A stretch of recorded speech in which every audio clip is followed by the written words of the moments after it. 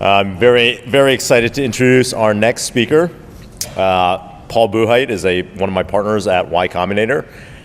He also was one of the very early employees at Google, where he's known as the inventor of Gmail and the creator of the "Don't Be Evil" motto. He also started a startup shortly after leaving Google called FriendFeed, which was acquired by Facebook. My favorite thing about Paul, though, is that he was an early angel investor in Justin.tv and really helped keep us alive in the early days. So please welcome Paul Buchheit to the stage.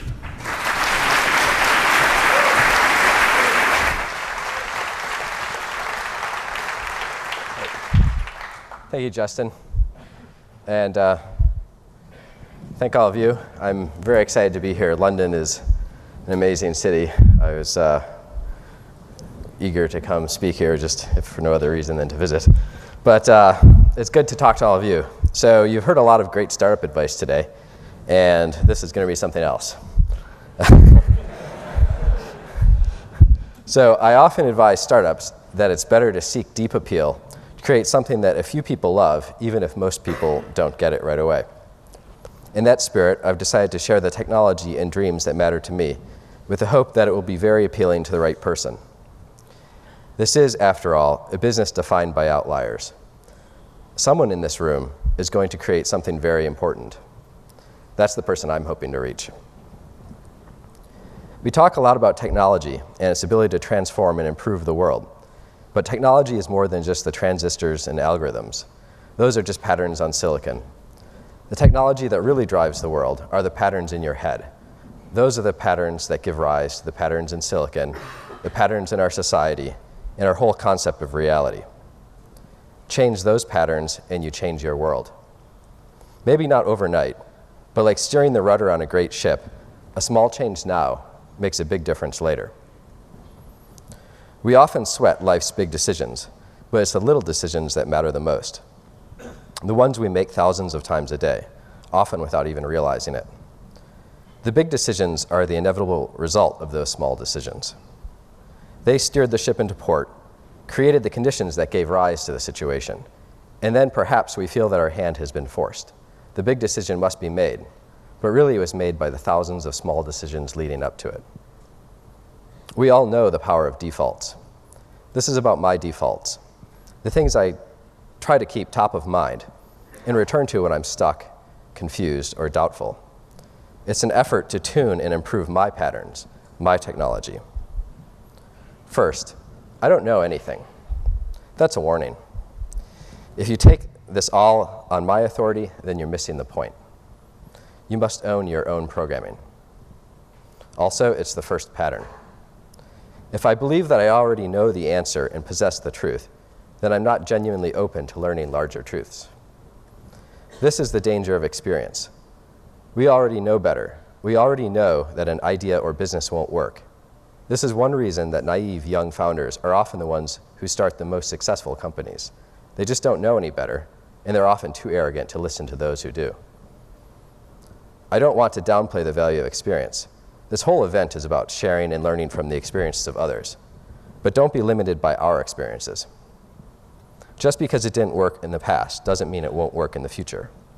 Likewise, what worked before may not work again. This is especially important for startup founders. The best opportunities live in our collective blind spots. To most, they appear to be bad ideas, or simply unimportant. If everyone could see the opportunity, someone else would have already taken it. In 1997, Larry and Sergey tried to sell Google for $1 million. Fortunately, they were unable to find a buyer. The conventional wisdom of the time was that search was neither important nor valuable. Of course, experience isn't the only danger. Dogma and ideology are even worse. They provide us with the answers and put boundaries around our thinking. Ignoring the dogma invites ridicule or even punishment. I suspect that's why more ideological societies are less innovative.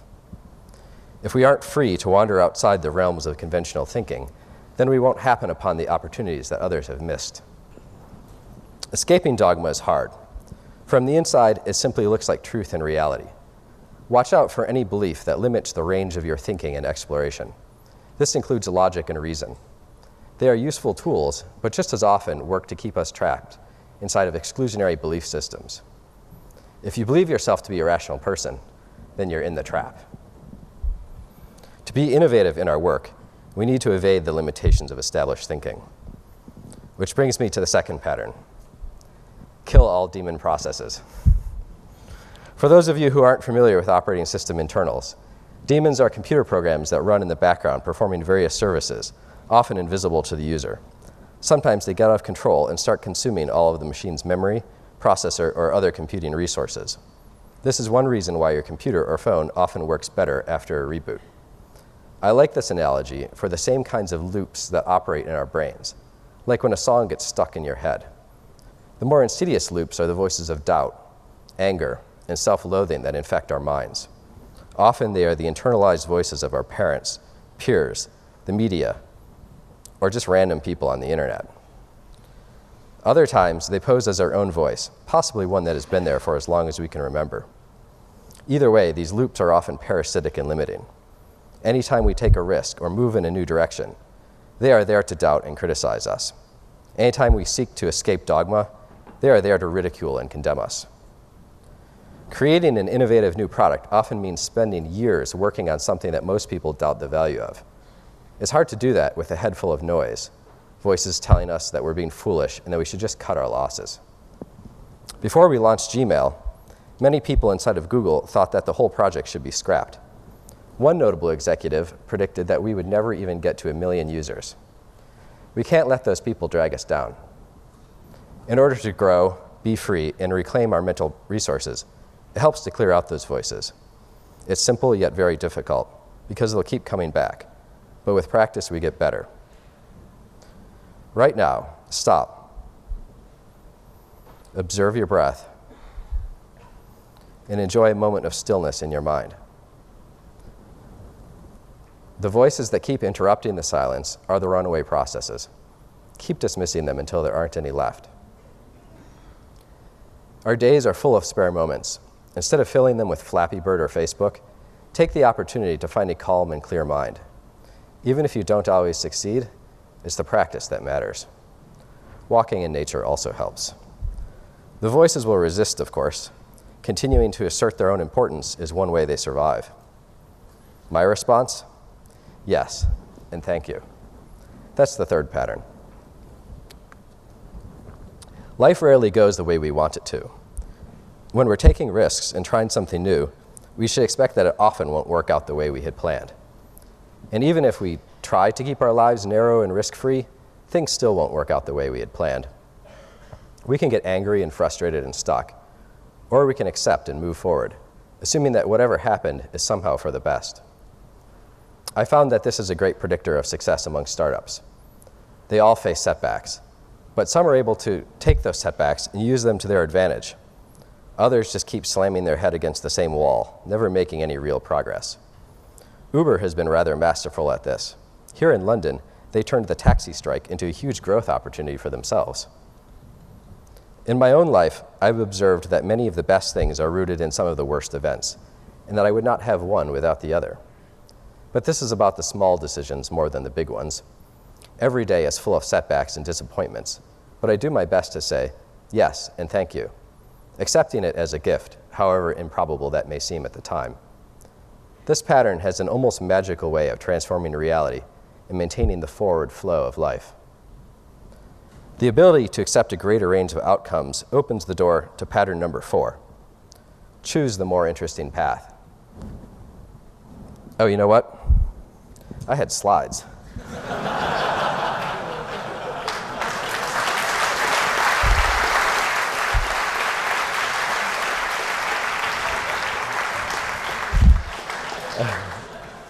I don't know anything.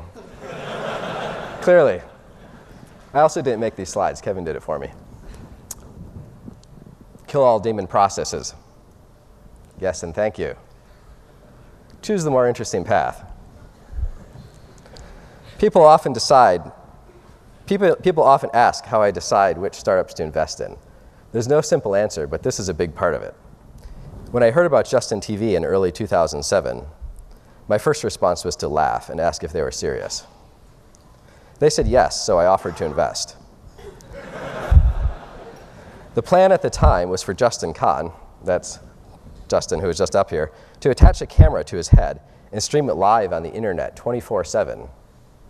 It seemed a little insane, but I was very curious to find out what would happen. I found that kind of interestingness is a very useful signal. The immediate answer to what would happen was a lot of people trolling Justin. Next, they added the ability for anyone to stream their lives. Most of it was boring or possibly illegal. But one thing really caught on: video game streaming. Eventually, they changed their name to Twitch.tv to focus exclusively on competitive gaming. They are now one of the most valuable properties on the internet. Their average daily viewer watches over 100 minutes per day, and they are the fourth largest source of US internet traffic after Netflix, Google, and Apple. I had no idea that would happen. I mainly invested because it sounded like an interesting experiment, and the founders seemed to genuinely believe that they were onto something. Interestingness is a sign of unexplored or underexplored territory. If I already know what the outcome is going to be, that's not very interesting. If it's completely random, like gambling, that's also not very interesting. But I find that great startups exist in a space of productive uncertainty. Regardless of whether they succeed or fail, I'm likely to learn something interesting. That was my logic when joining Google in 1999. I expected that they would likely get squashed by the much larger Alta Vista, but the people were really smart, so I believed that I could learn a lot in the process.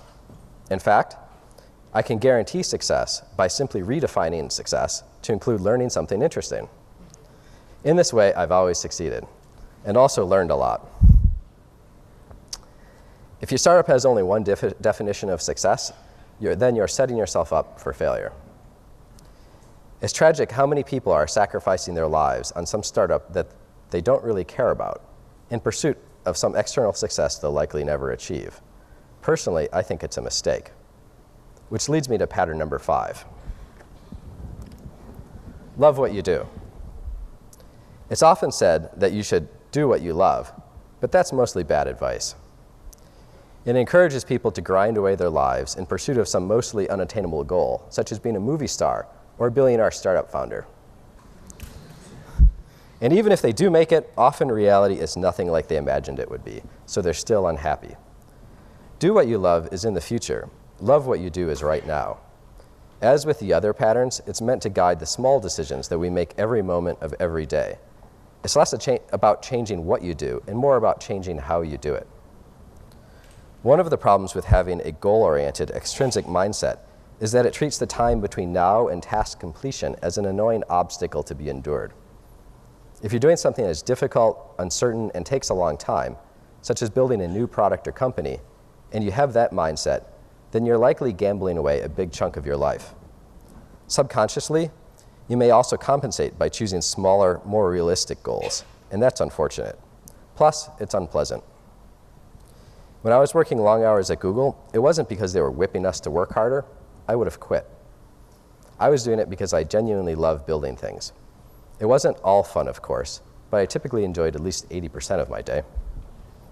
Do what you love treats what you love as a fixed thing, but it's not. I used to hate running. I would sometimes force myself to run a few miles because it's supposed to be healthy, but I never liked it. Then I read a book that said we were born to run and that it can be fun. Inspired, I decided to try running just for fun, focus on the quality of every step, and forget about the goal completion aspect of it. Very quickly, I learned to enjoy running, and over time, I've transformed my entire relationship with fitness and exercise to be oriented more towards enjoyment. Naturally, this more intrinsic approach ultimately improves the quality of our efforts, which generally leads to greater extrinsic rewards as well. Intrinsic motivation and extrinsic motivation are best when they are both pointed in the same direction. Real work always seems to involve a certain amount of unpleasant grinding effort, though, and startups often have a lot of it. It's like having a baby. It's 5% cute, adorable moments, and 95% dirty diapers and vomit. The key to loving these more unpleasant moments is meaning. If we genuinely care about and believe in our mission, then those difficult times begin to take on a more heroic quality. Although it's critical for a startup to have very immediate and actionable plans, such as write code and talk to users, I believe it's also important to maintain a meaningful and inspiring vision. The sixth and final pattern for today is one that I borrowed from Google. Maintain a healthy disregard for the impossible.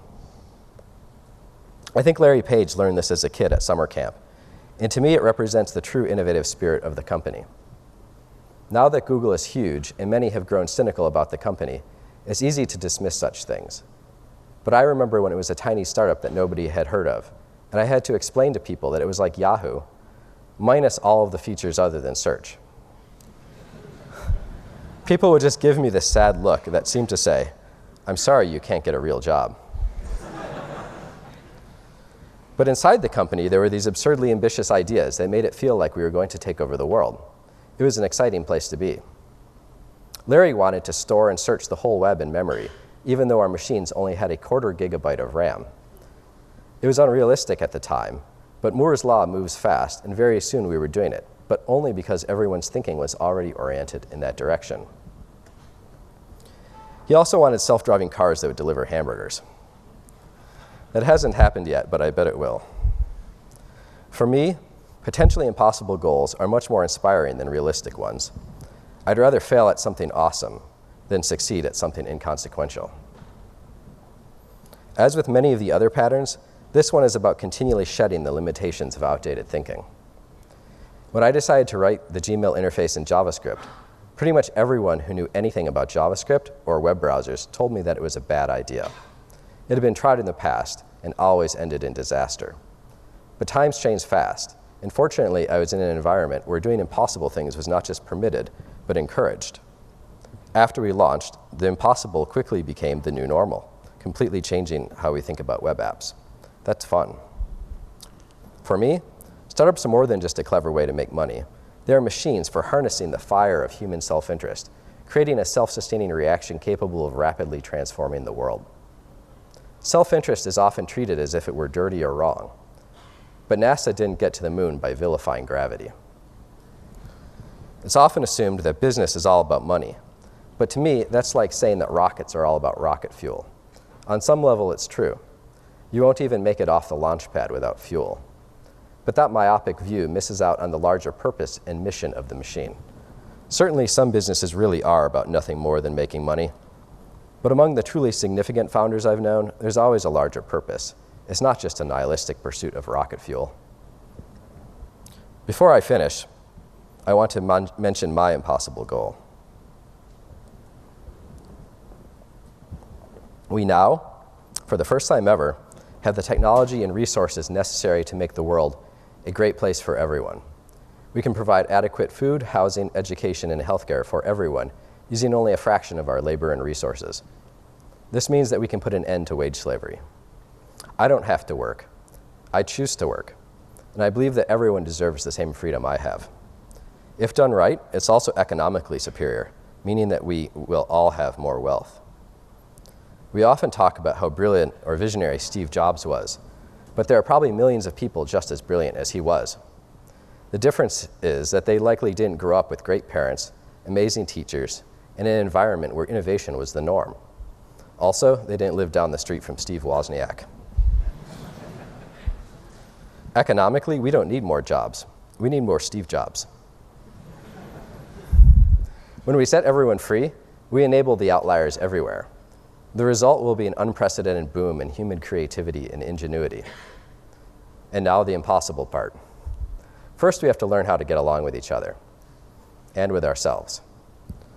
I'm looking for full-stack hackers, people who understand that technology is more than just patterns and silicon. The same patterns and systems of patterns exist everywhere. Capitalism is a technology. Like the internal combustion engine, it's tremendously valuable and transformative, but it's not beyond improvement. The same goes for government, religion, and everything else. We have an incredible future ahead of us, but we won't get there by clinging to obsolete patterns. As founders, we must start small and work with the grain of what is. The path is never obvious, and innovation happens in the most unexpected ways. The personal computer was originally dismissed as a toy. And if you think Instagram is just a collection of photo filters, you're missing the big picture. Maybe photo sharing won't lead directly to world peace, but helping people to see the world through the eyes of others looks like a step in the right direction to me.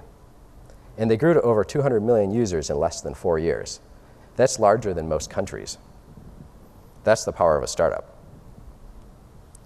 As Richard Feynman said, the worthwhile problems are the ones you can really solve or help solve, the ones you can really contribute something to. Don't be discouraged by people who dismiss your efforts as trivial just because you aren't curing cancer or traveling to Mars. The patterns I've presented today are about developing an independent mind, unburdened by the limitations of other people's thinking. Then you can judge for yourself whether it is worthwhile, and move forward with the conviction necessary to do something great. A journey of 1,000 miles begins with a single step. Thank you.